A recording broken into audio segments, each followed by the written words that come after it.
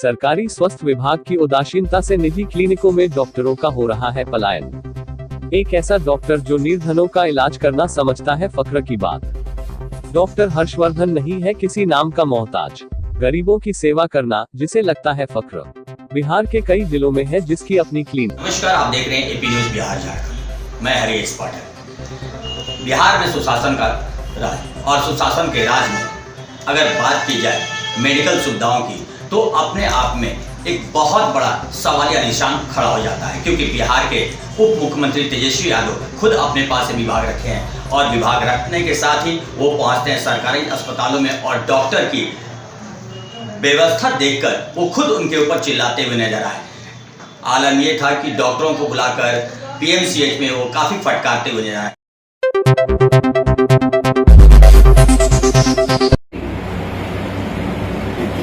हाँ सिस्टर, हाँ वो अटेंडेंस रजिस्टर लेके आ रही है ना सिस्टर लोग का, डॉक्टर लोग का। हाँ डॉक्टर लोग का रोस्टर। हाँ सर 108। तो आप इनको आधा क्यों बोल रहे हैं? 108 का है सिस्टर बोल सर, इधर बनता 108 है। हाँ कंट्रोल रूम। ये अलग अलग क्यों बोलते हैं? सर शुरू से अलग है। चलिए आप कुछ है बताओ और डेड बॉडी का कुछ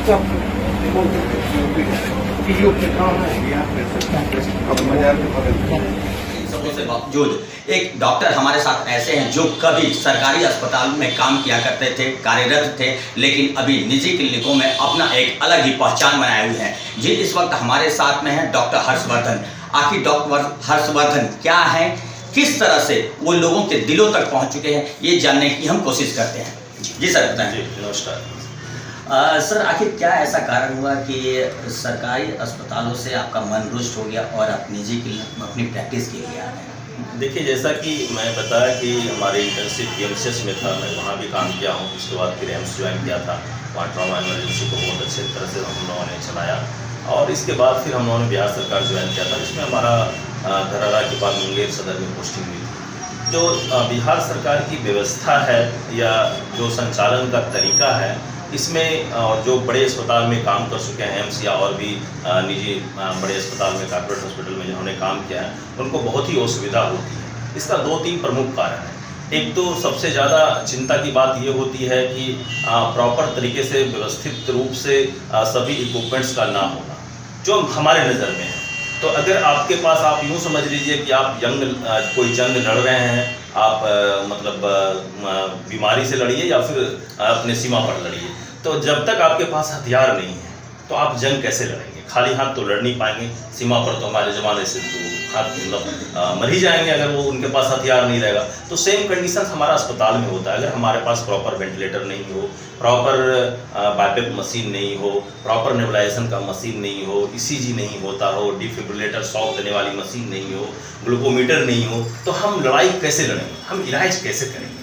लेकिन सर, आज के डेट में अगर देखा जाए तो तेजस्वी यादव खुद कह रहे हैं कि नहीं, सरकारी अस्पतालों को पूरी तरह से चुस्त दुरुस्त कर दिया गया। इसके बावजूद भी देखने के आता है कि जो सरकारी अस्पतालों में जो डॉक्टर कार्यरत हैं वो निजी प्रैक्टिस में ज़्यादा ध्यान देते हैं। देखिए, इसका 2 प्रमुख कारण है। मैं कोई राजनीतिक परिप्रेक्ष्य से नहीं बोल रहा हूं और ना ही मुझे इससे कोई सरोकार भी है। वो तेजस्वी जी हों या पहले मंगल पांडे जी हुआ करते थे, इस बात से मुझे जरा भी कोई सैलरी दीजिए कि वो दूसरी तरफ मुँह नहीं देखना पड़े। पहला सबसे अहम जरूरी चीज़ यही होता है कि आपकी सैलरी, आप जन सेवा करते हैं या कोई भी नेता हो, विधायक हो, आपका मतलब मंत्री हो, जो भी IAS IPS हो, तो ये भी 5 साल 7 साल पढ़ के आके और दिन रात कोई छुट्टी नहीं होता है इनके लिए, ना होली, दीपावली, दशहरा, ना ही कोई मतलब त्यौहार मना पाते हैं। इमरजेंसी में ड्यूटी करते हैं और जान के साथ मतलब लड़ाई लड़ते हैं, जिंदगी मौत के बीच में से खड़ा होते हैं दीवार बनकर। तो उनको आप इतना तो सैलरी दे ही सकते हैं जितना केंद्र सरकार देती है। आप NPA भत्ता नहीं देते हैं। कोई भी MBBS करके 50-60 हज़ार में आज की किसका गुजारा चलेगा? तो आप बात ही करते हैं उनको खुद कि वो अलग से अर्न करें, अलग से धन उपार्जन करने के लिए उनको मजबूर होना पड़ता है। एक तो ये बातें हैं जो पता नहीं मैं कहाँ तक सही हूँ, लेकिन एक बातें ये भी हैं, जो अच्छे डॉक्टर्स होते हैं वो सरकारी अस्पताल में नहीं जाने के पीछे कि उनका जो सैलरी है वो बहुत अत्यधिक कम होना है। सर, धन उपार्जन की आप बात किए तो धन उपार्जन से एक बात ध्यान में आता है कि प्राइवेट क्लिनिकों में अक्सर देखने को होता है कि अगर पेशेंट की मृत्यु भी हो जाती है तो उसी धन उपार्जन के लिए उनकी डेड बॉडी को भी नहीं, ये कहाँ तक जायज है कि अगर मरीज नहीं मैं रहा तो आ रहा हूँ, बहुत अच्छा सवाल आपने किया। मैं दो बातें कर रहा था, एक तो उनका सैलरी कम होना था, दूसरा जो मेरा पॉइंट था वो था सुरक्षा की दृष्टि। हमारे जैसे डॉक्टर्स के ऊपर 3-4 बार वहाँ पे हमला हो गया, जबकि एक दिन में मैं 200-250 मरीज देखता था ओपीडी में। तो अब ऐसे में अगर मैं सुरक्षित महसूस नहीं करूँगा तो मैं सरकारी नौकरी से त्यागपत्र देना पड़ा मुझे, मैंने त्यागपत्र दे भी दिया। और आज भी अगर मुझे सेवा करना है तो मैं आज भी शनिवार को फ्री देखता हूँ मुंगेर में, पूरे शनिवार को, वो 150 मरीज हो, 200 मरीज हो, 50 मरीज हो, मेरे को कोई मतलब नहीं रहता है, मैं उसको फ्री में ही देखता हूँ। इसी तरह से जमुई में मंगलवार को देखता हूँ। सेवा अपनी जगह है, वो करता है, करना चाहिए। दूसरा जो सवाल आपने किया है कि जैसा कि बता रहे हैं कि अन्य अस्पताल, तो मैं बता दूं कि अगर इस बात पर आएंगे तो इसमें भी मैं सरकार को ही बहुत हद तक दोषी मानता हूँ। अब आप ये पूछेंगे, बड़ा अटपटा लगेगा आपको, लेकिन मैं बताता हूँ कि क्या आपने कभी इस पर कोई एक टीम बनाई है कि जहाँ भी जितने भी अस्पताल हैं वो प्रॉपर अस्पताल डॉक्टर का है या नहीं है? कितने अस्पताल डॉक्टर के हैं? आपको बता दूं मैं कि पटना जैसे शहर में, जो आपकी राजधानी है, पूरे बाईपास में सिर्फ 139 हॉस्पिटल है, जिसमें से 4 अस्पताल है मात्र डॉक्टर का है, बाकी अस्पताल है किनका? तो आप अस्पताल को डॉक्टर सर आप ही बताएं किनका? हमसे ज़्यादा तो आपको पता होगा, और इस पर मैं बोल भी नहीं पाऊंगा, क्योंकि अगर मैं तो ऐसे ही अगर इसके पीछे लड़ाई लड़ता हूं तो 1000 दुश्मन तैयार हो जाते हैं, और मैं नया दुश्मन बनाऊंगा। 139 में से 4 छोड़ के बाकी जो 135 बचेंगे वो भी मेरे दुश्मन सर। बड़ी अच्छी बात की कि दुश्मन बनाऊंगा। वैसे सर अगर दिखाया जाए तो आपका शुरुआती दौर से, तो जिस हिसाब से आप ग्रो कर रहे हैं और लोगों के बीच में आपका एक अलग पहचान बन गया है, लोग मरीज आपके पास आते हैं, अगर उनके पास पैसे ना रहें तो भी आपके पास आते हैं कि ठीक है, अगर अभी जो है डॉक्टर साहब को दे देंगे, बाद में भी दे देंगे, डॉक्टर साहब कुछ माफ़ भी कर देते हैं। लेकिन इन सबों के बीच में एक सबसे बड़ा सवालिया निशान ये आता है कि जिस तरह सब ये आपने बोला कि मुझसे ज़्यादा आप जानते होंगे, तो क्या इन अस्पतालों पर किस तरह की कार्रवाई होनी चाहिए? देखिए, सबसे पहला तो अगर आप बात करेंगे तो मैं सबसे पहले आपसे ही गुजारिश करूंगा कि आपके जैसे पत्रकार को जाके उनकी सत्यता की जांच होनी चाहिए कि अस्पताल अगर है तो किनका है, वो डॉक्टर हैं या नहीं। तो पहला तो अस्पताल का क्राइटेरिया फिक्स हो जाना चाहिए कि जो डॉक्टर हैं सिर्फ वही अस्पताल चला सकते हैं। एटलीस्ट उनमें मानवता होगी, वो अनावश्यक पैसा नहीं उपार्जन करेंगे, धन उपार्जन नहीं करेंगे, किसी भी मरीज को वेंटिलेटर पर जबरदस्ती नहीं रखेंगे पैसे बनाने के लिए। कोई मरीज मर जाएगा तो उनके लिए पैसे के लिए सबको नहीं छोड़ने वाली जैसी घटनाएं जो सुनते हैं हम लोग, इस सब पर अंकुश लगेगा, क्योंकि इतनी मानवता डॉक्टर में होती है, क्योंकि वो सेवा पहला आता है, बाद में पैसे के लिए आते हैं। लेकिन 90% अस्पताल, मैं अभी फिर रिपीट कर रहा हूँ, मोर देन 90% अस्पताल डॉक्टर्स का नहीं है।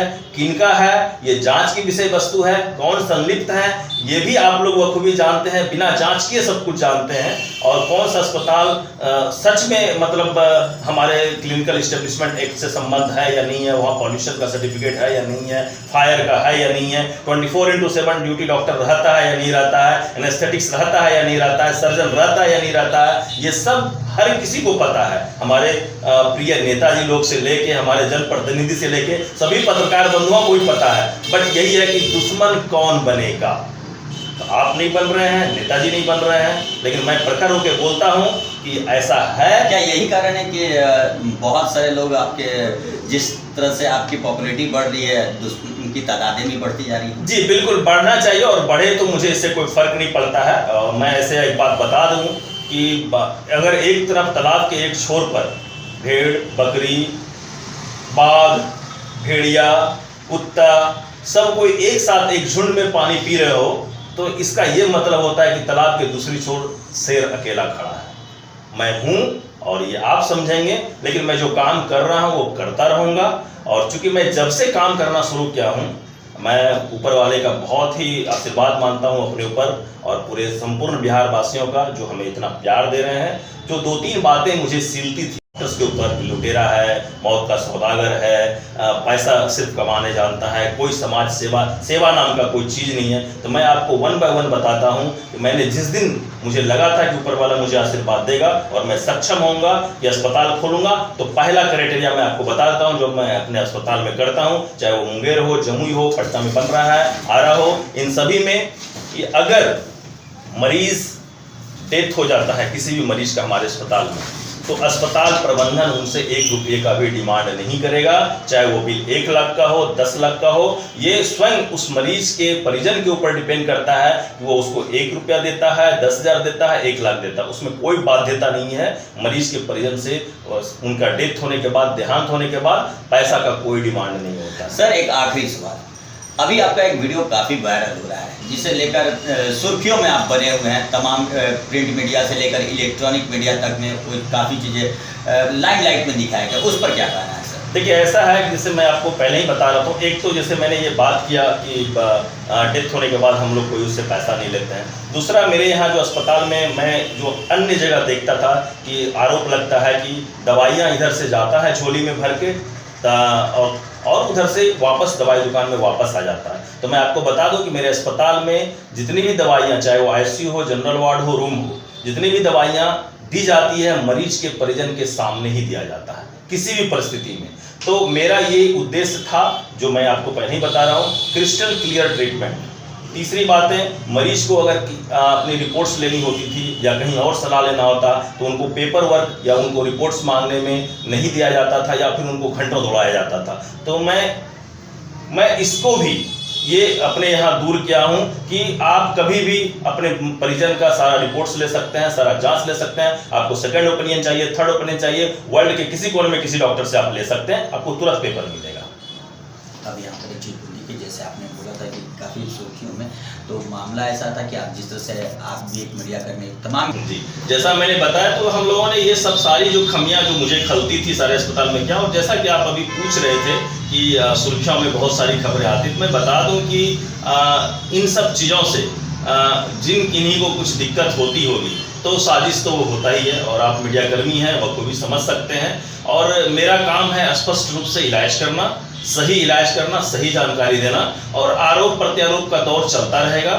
मुझे इससे बहुत ज़्यादा इत्तेफाक भी नहीं रखता है। मैं अपने कर्म में विश्वास रखता हूँ और अच्छा कर्म करते रहता हूँ।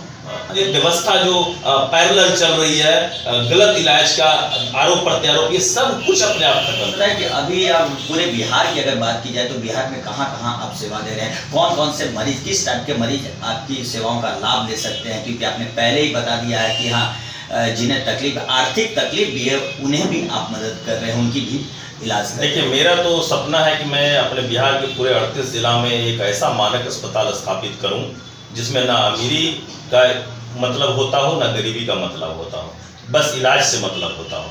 और इसी व्यवस्था के तहत आपको मैं बता दूं, अभी मुंगेर में अस्पताल है, मुंगेर इमरजेंसी हॉस्पिटल, जम्मू में है जम्मू इमरजेंसी हॉस्पिटल, पटना में सारा हॉस्पिटल प्राइवेट लिमिटेड बन रहा है, आरा में भी प्रोसेस में है।